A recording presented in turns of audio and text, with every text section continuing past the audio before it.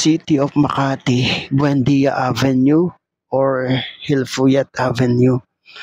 Lakbay tayo papunta ng San Mateo Rizal at akyat tayo dito sa Buendia Flyover. Matatanaw natin dito sa taas ng tulay ang maraming mga building ng BGC at ilang mga building ng Makati. So maganda yung flyover na to at ito ay mayroong daan pababa ng EDSA, yung right side na yan, at merong daan papunta ng Kalayaan dito sa ating lane, at yung dito sa left lane natin ay papunta ng BGC. So maganda yung flyover na to. Ang magiging way natin ay Kalayaan, tapos diretso tayo ng C5 northbound. Tingnan natin kung ano yung magiging magandang way papunta ng San Mateo. So, dadaanan natin mamaya ang Marikina. Tingnan natin kung ang C5 ay okay. At kung matraffic naman, pwede tayong mag-divert papunta ng Marikina sa Riverbank. So, lakbay tayo mga ka-travel. Maraming salamat sa lahat ng mga patuloy na nanonood ng ating channel, sa mga nag-subscribe, nag-comment, nag-like, nag-share.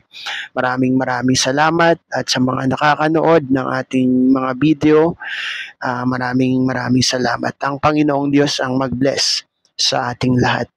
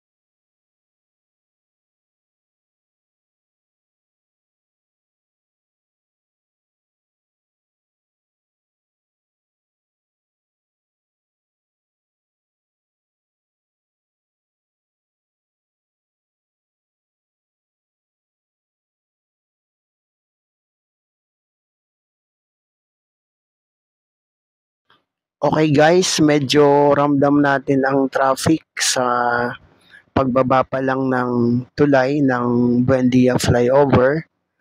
At hanggang dito sa lugar na to, sa right side natin, ito yung ilang part ng BGC. So ramdam natin yung traffic.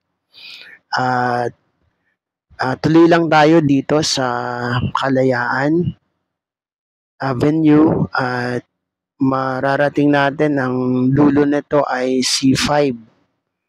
So, pag narating natin yung C5, tayo ay mag-U-turn doon sa tulay sa taas. At sana ay hindi matraffic. So, yung time natin ay pasado 2:00 ng hapon. At hindi pa naman rush hour ngayon. Pero parang nagpaparamdam na yung traffic. So, diretso lang tayo dito. At kapag narating na natin yung C5, tayo ay mag-U-turn. At kapag naka-U-turn tayo, babaybayin natin yung C5 northbound hanggang sa pwede tayong magkaroon ng mga option kung doon tayo dadaan sa Tumana Marikina kung maluwag yung C5, or kung masikip naman, matraffic na, pwede tayong dumaan ng C5 access road sa Riverbank Mall ng Barangay Tanyong, Marikina. So medyo maluwag na dito, at ayan, okay naman sa lugar na to. So kapag nakababa tayo dito sa bandang unahan ay nandito na yung C5. So hindi na masyadong madami yung sasakyan dito. Kanina pagbaba pa lang natin ng flyover ay ramdam agad natin yung traffic. So sa unahan na 'to, ay may merong naka-engrave na Makati. Yung left side nito puwedeng mag-U-turn, halimbawa pabalik ng Kalayaan, 'yan sa left side puwedeng mag-U-turn diyan.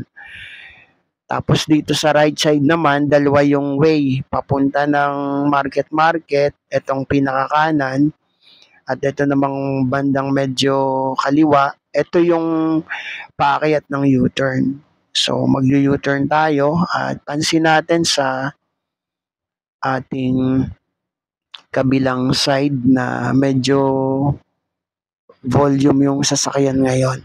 Hindi pa naman rush hour pero medyo volume na yung nakikita natin. So U-turn tayo dito at kapag nakababa tayo dito sa tulay, dediretsuhin lang natin tong C5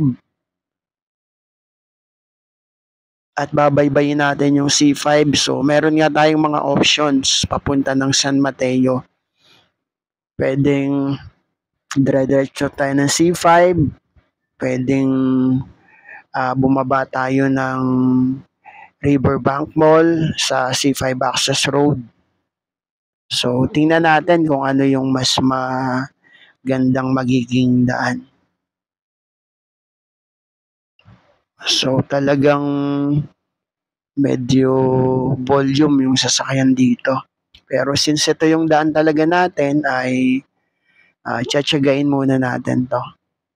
So lakbay tayo guys. Patuloy tayong pagpalaing lahat ng ating Panginoong Diyos.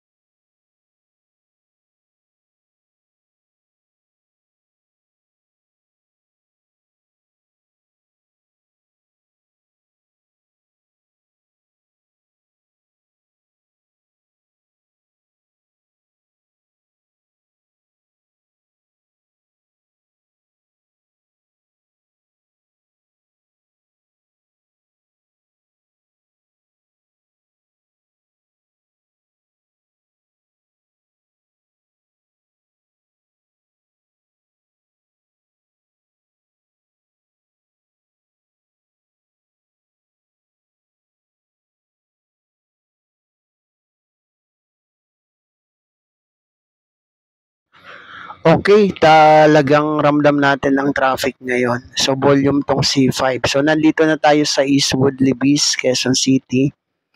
At kung dediretsuhin natin tong C5, medyo mahirapan tayo.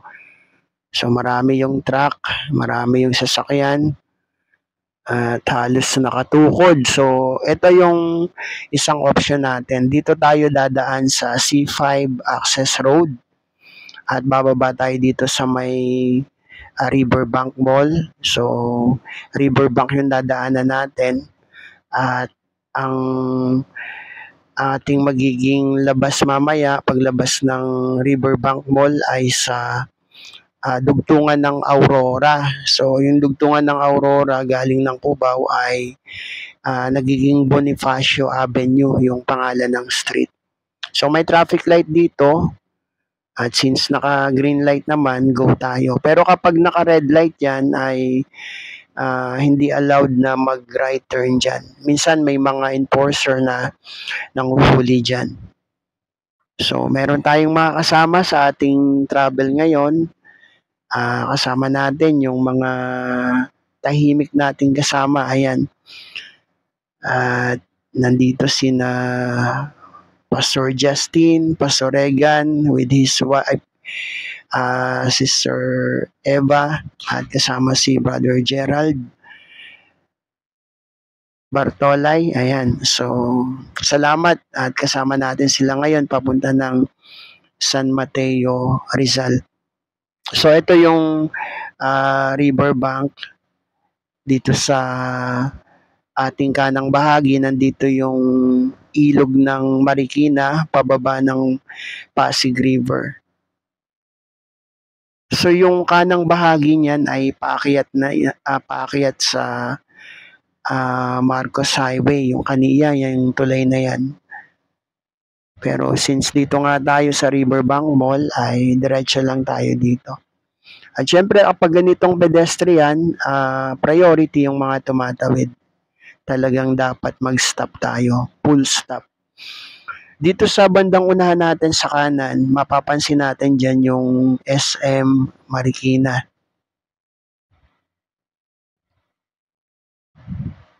At maganda yung mga daan dito sa lugar nito. Ito yung C5 access road. At kapag nakalagpas na tayo mamaya ng Riverbank Mall, ang labas na street na nito ay Bonifacio Avenue. So from Bonifacio Avenue ay kakanan tayo at kapag nakatawid tayo ng tulay, yung Bonifacio Avenue, kapag tumawid ng tulay, ang magiging pangalan na ng street ay Sumulong Highway. So, hindi naman tayo didiretso ng Sumulong Highway dahil kakaliwa tayo ng JP Rizal Street. At yun na yung pinaka-best way papunta ng San Mateo, Rizal. So, ito yung riverbank dito sa ating kanan. Nandyan yung ilog. At yung katapat niyan, nandyan yung SM Marikina. So, diretso lang tayo dito. Ayan, nandito na yung mall sa bandang unahan. Ito yung pinaka-entrance nila.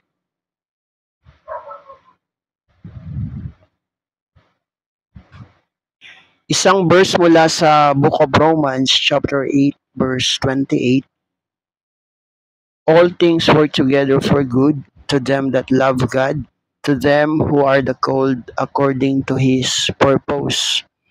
Lahat daw ng bagay ay gumagawang magkakalakip sa ikabubuti ng mga nagsisiibig sa Diyos, yung mga tinawag ayon sa kanyang pangalan. So, lahat naman tayo ay mahal ng Panginoong Diyos, kaya nga ang Panginoong Hesus ay nagkatawang tao para tayo ay tubusin sa ating mga kasalanan. Kailangan nga lang ng tao ay manampalataya sa Panginoon at isabuhay ang pananampalataya.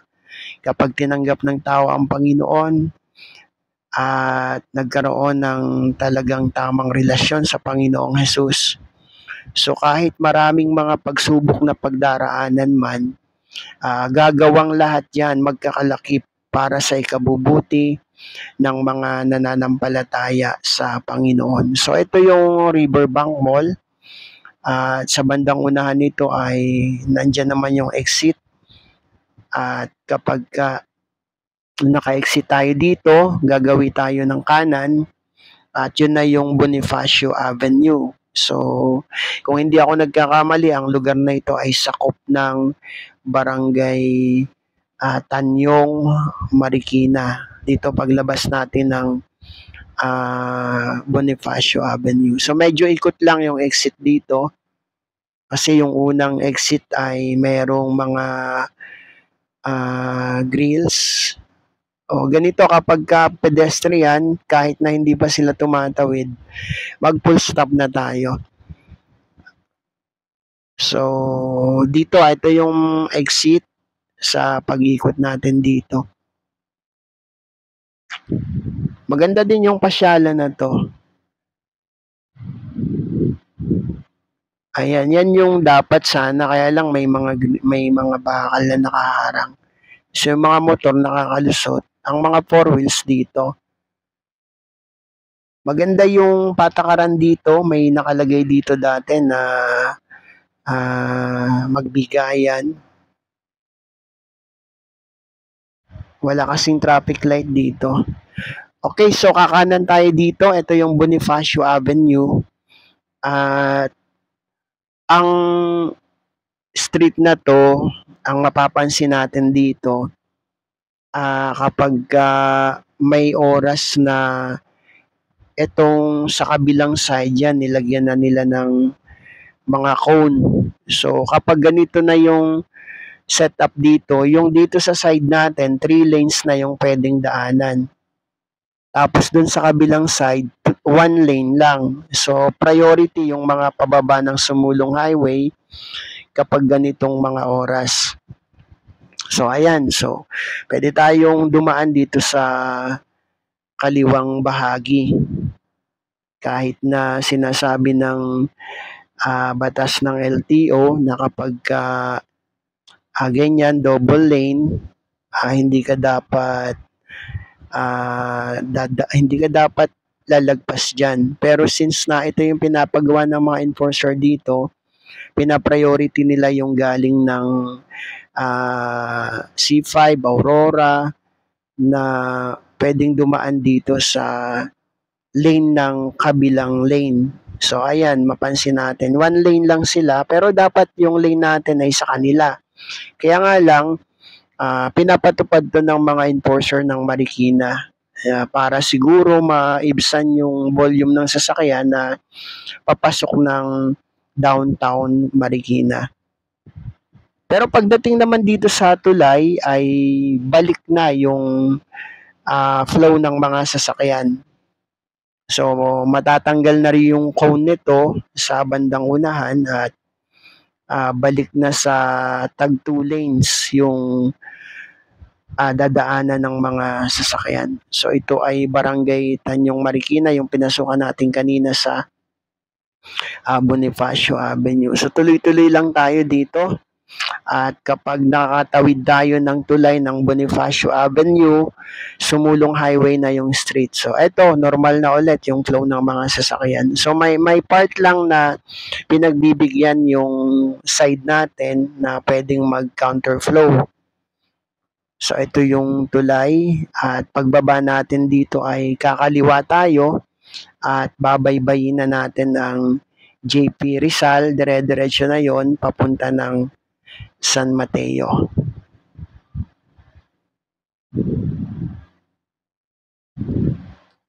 So ito yung kung didiretso kayo dito, papunta yan ng Antipolo, itong Sumulong Highway, papunta ng Kogyo.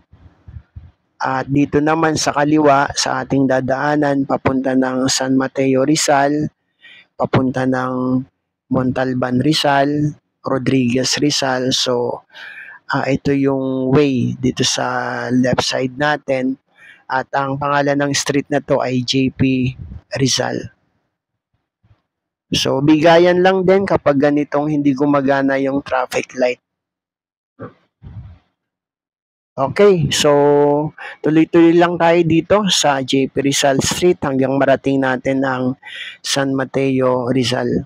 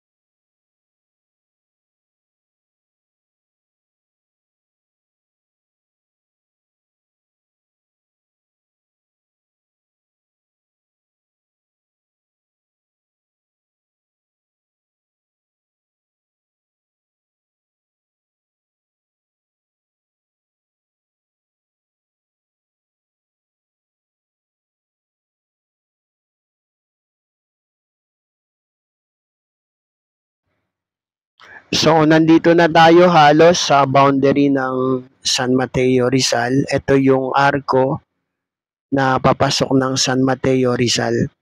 So, ang San Mateo ay sakop na to ng Rizal Province at ang Marikina naman ay sakopan ng National Capital Region. So, medyo ramdam din ang traffic dito sa street na to kasi marami ding mga sasakyan ang dumadaan dito. At sa bandang unahan nito ay mayroon ding malaking supermarket at mayroon ding mall.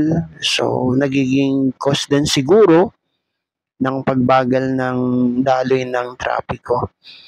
At dito sa bandang unahan, magsi-shortcut tayo. Dadaan tayo ng GSIS Road since na ang ating pupuntahan dito sa San Mateo, Rizal ay ang Timberland Heights Resort. At dito ay merong shortcut sa bandang unahan. Ang isang option din na pwedeng maging way kung galing ng Manila papunta ng Timberland Heights Resort na ating pupuntahan nga ay ang Commonwealth. Kung halimbawa manggagaling ng malapit sa Quezon Ave, so yun yung pinaka best way. At bababa lang ng Batasan San Mateo Road, tatawid lang ng traffic light at dire-diretso lang yon. At meron ditong bypass road na ang ipinangalan nila ay C6 bypass road. So yun yung nagko-connect ng Timberland Avenue. So mamaya makikita natin. Kanan tayo dito at yung shortcut na to ay papunta ng GSIS Road. At kapag nandun na tayo sa GSIS Road ay liko na tayo sa bandang unahan, kakanan tayo papunta ng C6 Road. Pero yung C6 bypass road na yan ay karugtong lang din siya ng Batasan San Mateo Road. So yung mga daan minsan magkadugtong lang pero nag-iiba yung kanilang pangalan. At yung pupuntahan natin ay napakagandang place din. Merong basketball court, merong swimming pool, merong gym, merong mga badminton court. So, maganda yung place, magandang pasyalan. Lalo na kung, halimbawa, gusto nyong ipasyal ang inyong pamilya. Overlooking siya, tanaw na tanaw ang Metro Manila. Since bundok nga kasi itong San Mateo, Rizal. So, dito sa bandang unahan ay kakaliwa tayo. At kapag natumbok na natin yung GSIS Road mamaya ay dire-diretso lang yon, papalabas na ng bypass road ng C6.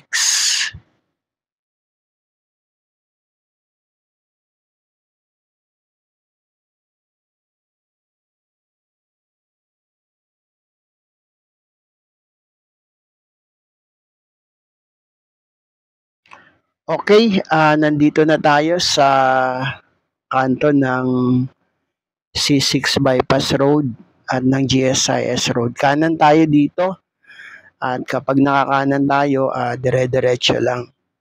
So maganda yung daan na to. Dati, rough road ba to nung ginagawa pa. May mga ginagawa pa ring part pero mostly ay okay na. Ayan, marami ring mga motoristang dumadaan na dito. So, ito akyatin yung street na to sa bandang unahan. So, C6 Bypass Road ang pangalan ng street na to pero karugtong to ng Batasan San Mateo Road. Medyo okay na siya ngayon. Dati kasi marami pang mga malalalim na bahagi, rough road. Pero ngayon, halos sementado na. May ilan lang na mga hindi pa talaga sementado pero sa kabuuan ay okay naman na. So diretso lang tayo dito at malapit naman na yung ating destination.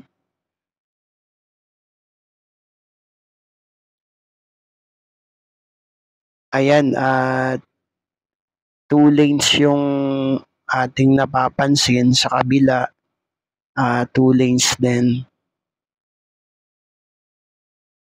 Merong part dito na kapag paakyat na, para kang umaakyat ng Baguio, kailangan mong mag first gear.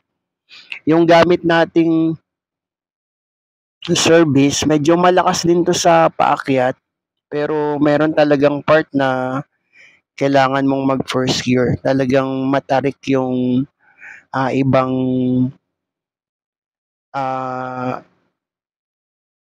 street na ating madadaanan mamaya. Talagang akyatin talaga. Yung iba naman, kahit medyo matarik ay kaya ng second gear. So dito ay diretso lang tayo. Ayan, yung street na yan ay may mga ibang daan din yan. Papunta ng ibang part ng San Mateo. At kung di ako nagkakamali, parang meron din diyang way papunta ng Marikina.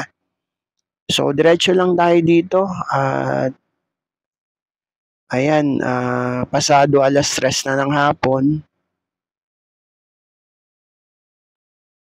Maganda yung ginawang daan na to. Pero may mga part dito na kailangan mong mag-slow down kasi hindi pa siya sementado.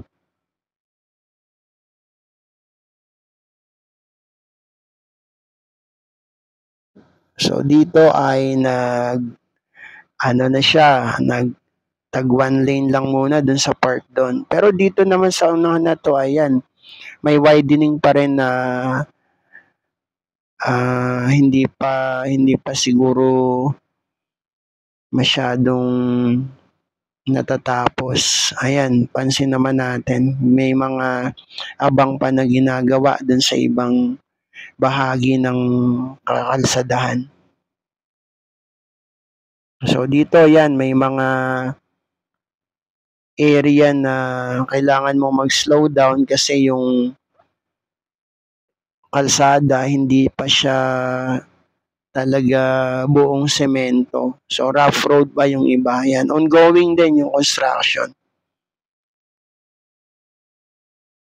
Ganyan talaga kapag ginagawa, medyo lahat may sacrifice. Yung gumagawa, yung mga dumadaan. Pero once na naayos na yung mga gawain, nagiging napakaganda na.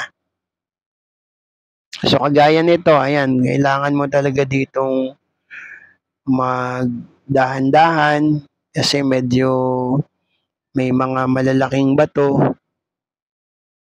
At yun, may forma dun sa kanang bahagi natin. May mga forma na kapag binuhusan ng semento, yun yung kanilang nagiging guide. At may mga bagong sementong gawa dito sa right side natin. So talagang widening din yung ginagawa dito. So diretso lang tayo dito at sa bandang unahan nito ay gagawin naman tayo sa kanan.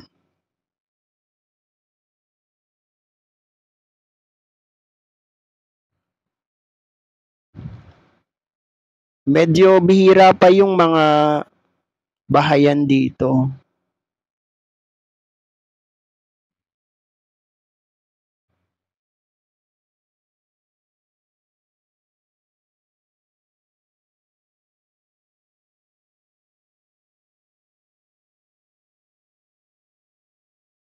So dito, kakanan tayo dito. Pero pagkanan natin dito, C6 bypass road pa rin to. Pero dun sa bandang unahan na ay mapapalitan na. So yan, may mga biker na dito sila nag-iensayo. Ito, Shotgun Street dito sa left side natin. Naka-signage naman doon. At mag-uumpisa na tayo dito ng uphill. So, paakyat na. Pero yung mga nagbibisikleta, kaya nila. Nakaka-akyat sila. So, kapag umaakyat, kung kaya ng second gear, okay lang yon. Pero minsan mararamdaman mo na talagang paghirap na yung gear, kailangan mong mag-change. Ang talagang kailangan na sa akyatin, first gear talaga. Pero kung talagang matarik na matarik yun. Kung hindi naman, kaya, minsan nga kaya ng third gear kapag hindi naman masyadong matarik. Pero pag sobrang tarik na, kailangan mo talagang mag first gear. So dito sa bandang unahan, meron tayong madadaanan na kailangan mo talagang gamitin ng first gear. So ito, ramdam natin yung akyatin. Medyo mahaba nga lang yung akyatin na to. Hindi naman siya totally na mahabang mahaba. May mga kurbadang bahagi din. At kailangan, lalo kung gabi ka magta-travel dito, hanggat maaari dapat maliwanag yung ilaw ng sasakyan. So ito yung kurbada na kailangan mo nang mag first gear. Ayan, talagang ramdam mo na paakyat ka. Pero yung nagbabike ko, ayan guys, nakita nyo sa right side natin. Grabe, lakas ng resistensya. Sa akyat na to, nakakapidal siya ng ganun. Medyo mahaba-haba pa tong aakyatin niya. Ayan pa, ang daming nagbabike. Nagpapalakas sila ng kanilang resistensya. So maraming salamat muli sa lahat ng mga sumusubaybay sa ating channel, sa mga nag-subscribe, nag-comment, nag-like, nag-share. Maraming salamat. At sa mga nakakanood ng ating mga video, marami pa po tayong mga i-upload na mga videos. Mag-subscribe po kayo at meron tayong mga driving tips na binibigay. Meron tayong mga update ng mga kakalsadahan. At meron tayong mga Bible verse na binabahagi. Ayan, salamat dun sa mga nag-comment sa nagsishare ng ating channel. So dito, ramdam pa rin natin yung akyatin. At yung sa unahan natin, yan, L300 yata yung sasakyan niya. Malakas din sa akyat yung ganyang sasakyan. Kahit na maraming karga minsan, pero kinakaya. Ayun na naman, nakabike na naman. Oh, grabe, dami palang nagbabike dito. Try kaya natin na magbike dito.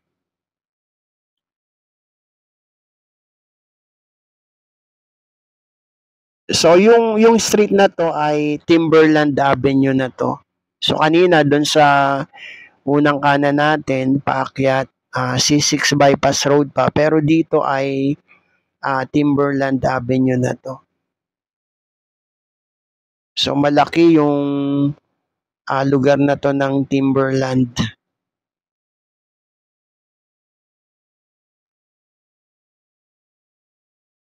At mamaya ipapakita natin yung kanilang parang logo doon sa entry. Timberland Highland Resort. Kasi meron ngang swimming pool yung ating pupuntahan.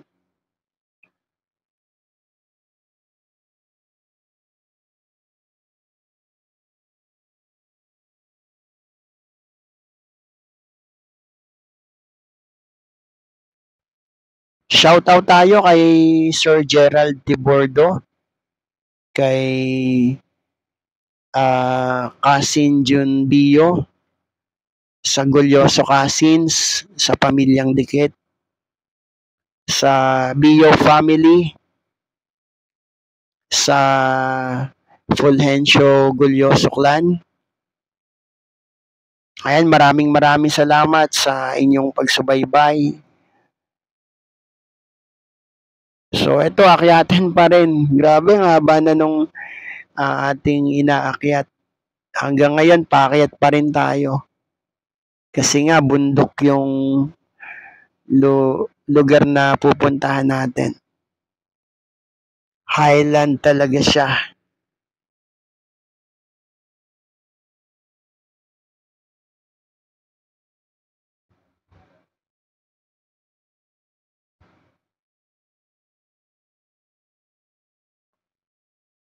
So hanggang dito ay talagang nararanasan natin yung pag-akyat. Para kang umaakyat ng Baguio.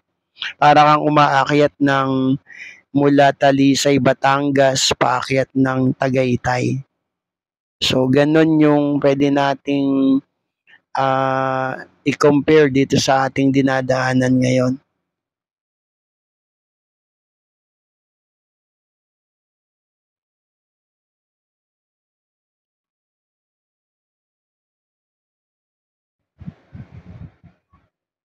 Ayan, may mga building na nakatayo. Parang mga condominium siguro.